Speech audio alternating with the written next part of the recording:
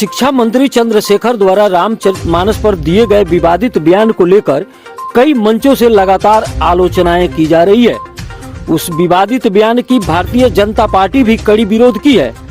इस विवादित बयान पर भाजपा प्रदेश अध्यक्ष डॉक्टर संजय जायसवाल ने क्या कहा, उसे हम आगे सुनवाएंगे। फिलहाल आप देखना शुरू कर चुके हैं राष्ट्र की खबर। आपको बता दूं, शिक्षा मंत्री चंद्रशेखर ने नालंदा ओपन विश्वविद्यालय में आयोजित 15वीं दीक्षांत समारोह का संबोधन करते रामचरितमानस के कुछ दोहे पढ़कर कहा कि यह ग्रंथ समाज में नफरत फैलाने वाला है। रामचरितमानस को समाज को तोड़ने वाला बताया। उन्होंने और भी बहुत कुछ कहा। इस विवादित बयान पर भाजपा प्रदेश अध्यक्ष डॉक्टर संजय जायसवाल ने शिक्षा मंत्री चंद्रशेखर के जनरल नॉलेज तथा बौद्धिक क्षमता पर ही सवाल खड़ा कर दिया और कहा कि शिक्षा मंत्री पर नीम हकीम खतरे जान वाली कहावत 100% चरितार्थ हो रही है। उन्होंने आश्चर्य प्रकट कर कहा कि ऐसे विवेकहीन व्यक्ति को नीतीश जी कैसे शिक्षा मंत्री बना दिए। उन्होंने सवालिया लहजे में कहा कि शिक्षा मंत्री ऐसे अमर्यादित बयान देकर युवा पीढ़ी को क्या संदेश देना चाहते हैं। वे संगठित समाज को तोड़ने की नाकाम कोशिश करने में जुटे हैं। उन्होंने कहा कि अधकचरा ज्ञान से हमेशा हानि ही होती है। उन्हें अपने बयान पर तत्काल माफी मांगनी चाहिए। और भी डॉक्टर संजय जायसवाल ने क्या कुछ कहा, आप खुद ही सुन लीजिए। चंद्रशेखर जी जिस तरह का बयान रामचरितमानस के लिए दे रहे हैं, उससे ज्यादा शर्मनाक किसी पढ़े लिखे व्यक्ति के द्वारा कोई बात हो ही नहीं सकती है। न उन्हें रामायण की समझ है, न उन्हें हिंदू धर्म की समझ है, और जो पंक्ति वो पढ़ रहे हैं उसके भी अर्थ की उनको समझ नहीं है। एक तो उनको इतना भी दिमाग नहीं है कि रामायण के रचयिता महर्षि वाल्मीकि थे, और महर्षि वाल्मीकि किस समाज के थे मुझे बताने की आवश्यकता नहीं है। और जब सीता माँ को वनवास हुआ तो वो महर्षि वाल्मीकि के ही आश्रम में रहीं, और लव कुश के गुरु महर्षि वाल्मीकि थे। और रामायण के महाभारत के रचयिता महर्षि व्यास थे। वह भी किस जाति के थे मुझे कहना अभी उचित नहीं समझता हूँ, क्योंकि महर्षियों की कोई जाति नहीं होती है। लेकिन जिस प्रकार का बयान दिया और जिस प्रसंग को उन्होंने कहा, वह भी बताता है कि चंद्रशेखर जी को अभी किसी मंदिर में जाके रामचरितमानस का अच्छे से पढ़ना चाहिए, क्योंकि जिस उठाया है वह चौपाई एक कौवा गरुड़ को बता रहा है।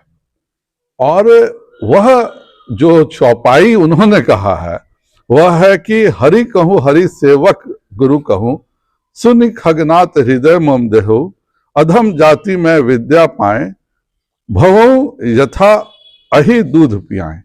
और इसके बाद की जो चौपाई है वह है मानी कुटिल कुभाग्य कुजाति, गुरु कर द्रोह न करूं दिनु राति, अति दयाल गुरु स्वल्प न क्रोधा, पुनि पुनि मोहि सुखाव सुबोधा। अर्थात कि मैं गुरु की बात समझ नहीं पाया, और यह मैं जो कौवा की जाति में जन्म लिया हूं इसलिए मैं इसको समझ नहीं पाया।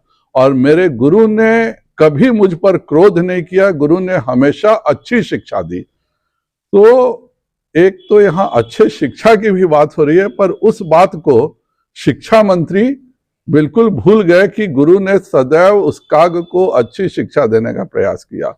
और यह जो धार्मिक ग्रंथों का अपमान करते हैं, अगर वह अपनी ही जाति को देख लिए होते तो भगवान श्री कृष्ण और ब्राह्मण सुदामा एक ही गुरु के साथ पढ़ते थे, तो यदुवंशी और ब्राह्मण एक ही साथ पढ़ते थे।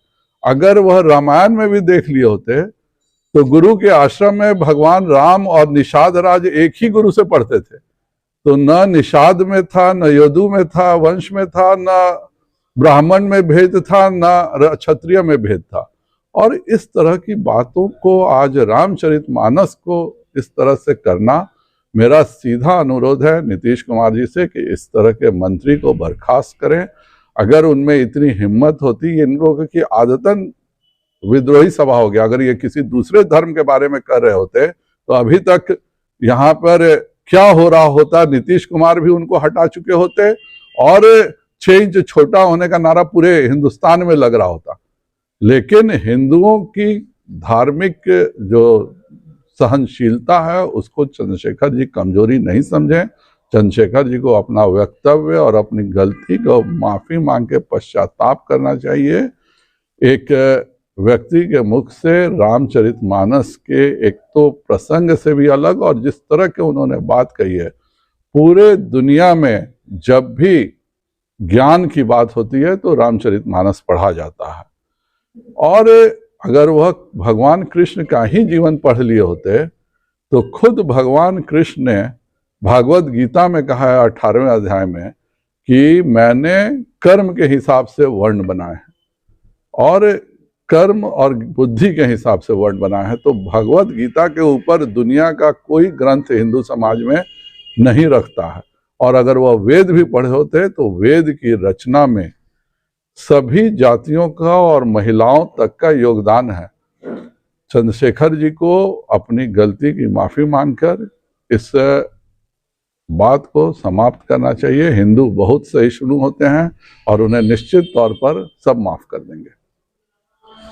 एक दूसरा